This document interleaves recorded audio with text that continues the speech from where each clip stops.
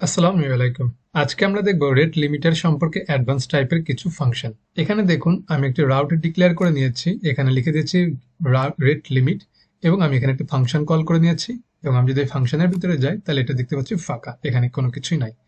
এবং আমরা এখানে যে রেট লিমিটার নিয়ে কাজ করব, তো তার জন্য আমরা হচ্ছে রাউট সার্ভিস প্রোভাইডারে এখানে একটি রেট লিমিটের কথা লিখে নিয়েছি যার নাম দিয়েছে হচ্ছে যে টেস্ট, এবং এটা আপনার প্রতি মিনিটে 3 বার এটা কাজ করবে, 3 বার ক্লিক এটা অ্যাকসেপ্ট করবে। তো এখন আমরা এখানে কন্ট্রোলারের ভিতরে এই ফাংশনের ভিতরে আমরা হচ্ছে রেট লিমিটারটাকে ইউজ করব। তো রেট লিমিটারকে এখানে লিখলাম, লেখার পরে আমরা এখানে লিখে দেবো যে অ্যাটেম্প্ট, যে এটা আমার টোটাল কতগুলো অ্যাটেম্প্ট করবে সেই ব্যাপার সম্পর্কে আমি এখানে দেখাবো কিছু বিষয়। তো এখানে দেখুন ফার্স্টে বলছে কি, কোন কিতে হিট করবে, তো আমার কির নাম হচ্ছে টেস্ট। এখানে আমি দেখুন যে রাউট সার্ভিস প্রোভাইডারে যে কিটা লিখেছি টেস্ট, সেই টেস্ট নামটা আমি হচ্ছে যে এখানে লিখলাম যে আমি টেস্ট নিয়ে কাজ করব। আচ্ছা, ফার্স্টে এটা টেস্ট লিখলাম, তারপরে সেকেন্ডে বলতেছে ম্যাক্সিমাম অ্যাটেম্পটস, মানে ম্যাক্স কতগুলো অ্যাটেম্প্ট নিয়ে সেটা কাজ করবে। তো আমি হচ্ছে ম্যাক্স অ্যাটেম্প্ট এখানে দিলাম 5, ম্যাক্স অ্যাটেম্প্ট। তারপরে এখানে বলতেছে এখানে একটা কল ব্যাক লাগবে। তো আমি এখানে একটা কল ব্যাকের জন্য আমি এখানে একটা অ্যানোনিমাস ফাংশন ডিক্লেয়ার করে নিলাম।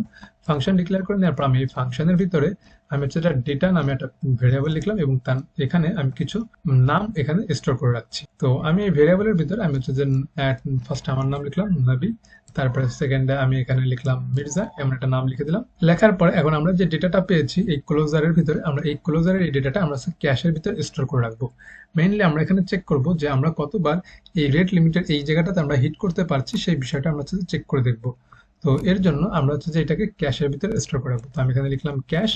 ক্যাশ লেখার পর তারপর আমি এখানে একটা প্রথমে ক্যাশের ভিতরে যেহেতু স্টোর করবো, তো আমি ফার্স্টে ক্যাশের একটা নাম দিয়ে দিলাম, ক্যাশের নাম দিয়ে দিলাম ডেটা, এবং তার ভিতরে আমি যে ভ্যালুগুলো রাখতে চাচ্ছি সেই ভ্যালুটা হচ্ছে ডেটা, ডেটার ভ্যালুগুলো আমি এখানে রেখে দিলাম। রেখে দেওয়ার পর তারপর হচ্ছে এখানে ফোর্থ প্যারামিটার হিসাবে জানতে চাচ্ছে যে ডিকে কত সময় পর এটা ধ্বংস হয়ে যাবে সেই সেকেন্ডের কথা বলছে। তো বাই ডিফল্ট এখানে 60 লেখা আছে, তো 60 সেকেন্ড পর এটা ডিকে হয়ে যাবে। তো এটা ডিফল্ট যেটা আছে এটাই থাকুক। পরবর্তীতে আমরা এখানে চেঞ্জ করে দেখবো যে আসলে ডিকে আমরা 60 বাদে যদি অন্য কোনো ভ্যালু দিই তাহলে সেক্ষেত্রে কত দেখায়, কিভাবে দেখায়, সেগুলো পরবর্তীতে এটা নিয়ে কাজ করব। তো এরপরে এখন আমরা এখানে হচ্ছে যে রিটার্ন করব, যে রিটার্ন আমরা জেসন টাইপের ডেটা রেসপন্স করে দেখবো যেখানে কি টাইপের মানে কেমন এগুলো ডেটাগুলো আসছে। এখানে আমি একটা অ্যারে সাইন দিয়ে নিলাম, অ্যারের ভিতরে আমি ডেটাগুলোকে পাস করব। তো আমি এখানে লিখে দিলাম যে প্যারামিটারের নাম হচ্ছে যে ডেটা, এবং এই ডেটাটা আমার যেহেতু ক্যাশে জমা হয়েছে তাই আমি ক্যাশ থেকে এই ডেটাকে কল করে নিয়ে আসছি। এখন আমি আমার ব্রাউজারে যদি যাই, আমি এখন ব্রাউজারে আসার পর এখানে আমি হচ্ছে যে রেট লিমিট যেটা আছে এটাকে এই ইউআরআই তে হিট করলাম। ইউআরআই তে হিট করার পর আমি এখানে ডেটাগুলো দেখতে পাচ্ছি। এখন দেখুন আমি দুটাকে একটু পাশাপাশি যদি রাখি, পাশাপাশি রাখার পরে এখন আমি এখানে এটা দিয়েছি যে এটা আমার টোটাল যে টেস্ট যে রাউট সার্ভিস প্রোভাইডার, সেখানে এখানে বলা আছে যে এটা টোটাল 3 বার হিট করবে।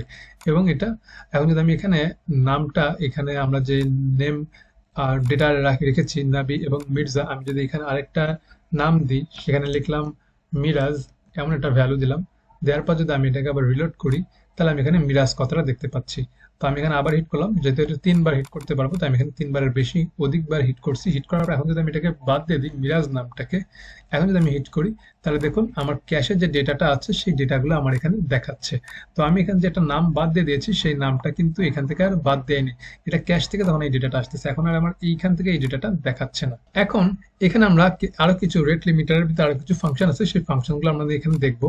তো এখন মনে করুন যে আমি যে ক্যাশ করে রাখছি, এখন আমার এই রেট লিমিটারটা এটা কত সময় ধরে কাজ করতেছে এই বিষয়টা হচ্ছে যে জানতে চাচ্ছি। যেহেতু আমাদের রেট লিমিটার এটা বাই ডিফল্ট 60 সেকেন্ড, আমরা দেখেছি যে এখানে আমরা যে ফোর্থ যে প্যারামিটারটা যখন আমরা পাস করছিলাম তখন আমরা এখানে দেখতে পেয়েছিলাম যে এটা 60 সেকেন্ড পর্যন্ত অ্যাক্টিভ থাকে। তো এখন আমরা জানতে চাচ্ছি যে এটা কত সময় পর্যন্ত অ্যাভেলেবেল আছে। তো এটা এখানে যদি আমরা অ্যাভেলেবেল একটা প্যারামিটার লিখি, আমরা যদি রেট লিমিটারের ভিতরে আমরা দেখবো যে এখানে অ্যাভেলেবেল মেথড, অ্যাভেলেবেল নামে একটা মেথড আছে। তো আমরা এখানে যদি যাই, এই যে অ্যাভেলেবেল ইন, এখানে আমার কত সময় পর এটা অ্যাভেলেবেল হবে সেই বিষয়টা জানতে চাচ্ছে। তো অ্যাভেলেবেল ইনের ভিতরে আমি হচ্ছে ফার্স্টে কি প্যারামিটারটা পাঠিয়ে দেবো, তো আমার কিটা হচ্ছে টেস্ট, যে এই টেস্ট এটা আমার কত সময় পর অ্যাভেলেবেল হবে এটা আমি এখানে পাঠিয়ে দিলাম। দেওয়ার পর যদি আমি এটাকে রিলোড করি, রিলোড করলে আমরা এখানে দেখতে পাচ্ছি যে এটা 60 সেকেন্ড দেখাচ্ছে, যে 60 সেকেন্ড, যেহেতু এটা মাত্র এটা আবার নিয়েছে। তো এখন যদি আমি এখানে মিরাজ, তারপরে যদি আমি মির্জা লিখছি, এবার যদি আমি আবার এখানে মিরাজ লিখি, মিরাজ লেখার পর যদি আমি আবার এটা রিলোড দিই তাহলে আমি এখানে মিরাজ লেখাটা দেখতে পাচ্ছি।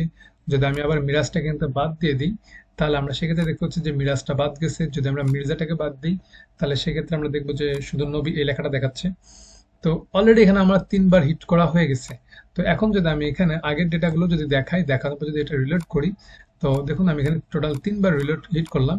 হিট করার পর এখন যদি আমি এখানে এই নামগুলো যদি বাদ দিই, বাদ দেওয়ার পর যদি এখন এটাকে রিলোড দিই, তাহলে দেখুন আমার মিরাজ নামটা বাদ যাচ্ছে না।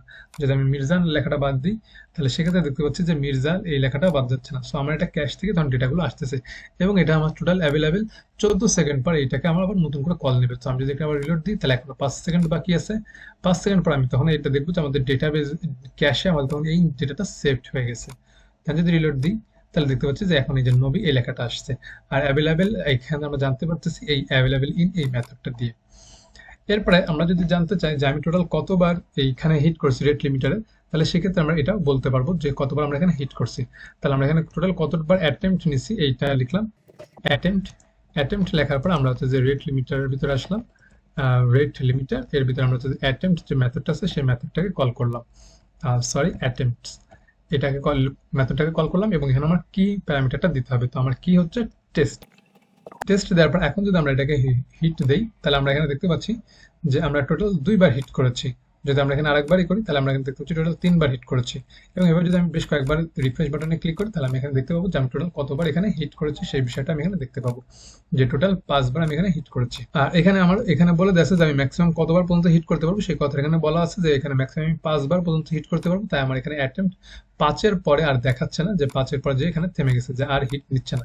দেখুন এখানে 2 3 4 তারপর 5 যে এখানে থেমে গেছে, যে আর 5-এর পরে হিট আর এটা নিচ্ছে না। তারপরে আমরা হচ্ছে আরেকবার চেক করে আরেকটা মেথড আছে যে আমরা এখানে টোটাল কতবার আর কতটা হিট আমরা বাকি আছে এই জিনিসটা আমি দেখতে চাচ্ছি। তাহলে আমি এখানে একটা রিমেইন প্যারামিটার লিখলাম, লেখার পর আমি এখানে লিখলাম রেট লিমিটার।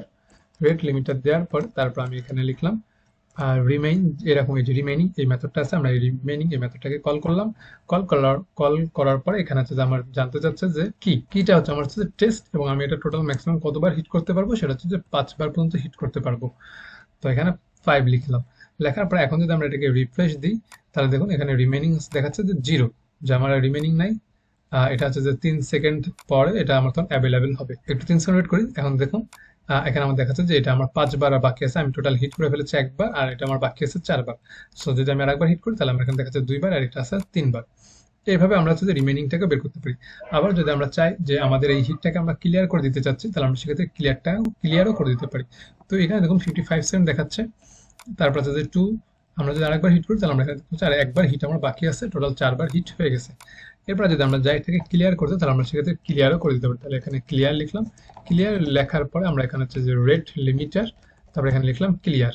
ক্লিয়ার মেথডটাকে কল করলাম এবং এখানে হচ্ছে প্যারামিটার লিখে দিলাম টেস্ট। এখন যদি আমরা এখানে হিট করি, তাহলে আমরা এখানে দেখতে পাচ্ছি যে আমরা এটা ক্লিয়ার করে দিয়েছে এবং ক্লিয়ার এখানে নাল লেখাটা আসছে। সো আবার যদি আমি এখানে হিট করি, তাহলে আমি এখানে বারবার দেখবো যে রিমেইনিং 4 এবং অ্যাটেম্প্ট 1।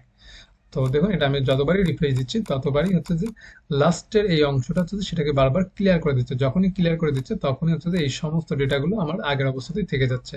তো দেখুন এখানে যদি আমি বারবারই রিফ্রেশ দিই, তো সবসময় ওই ডেটাটাই থাকবে, যে শুরু যখন হচ্ছে তখন যে ডেটাটা আসতেছে সেই ডেটাটা এখানে দেখাচ্ছে। তো এভাবে আমরা হচ্ছে যে এটা রেট লিমিটার কিছু মেথড এভাবে আমরা ব্যবহার করতে পারি। এই হচ্ছে রেট লিমিটার অ্যাডভান্স কিছু ফিচার। তো আজকে এই পর্যন্তই। Thank you for watching this video. আল্লাহ হাফেজ।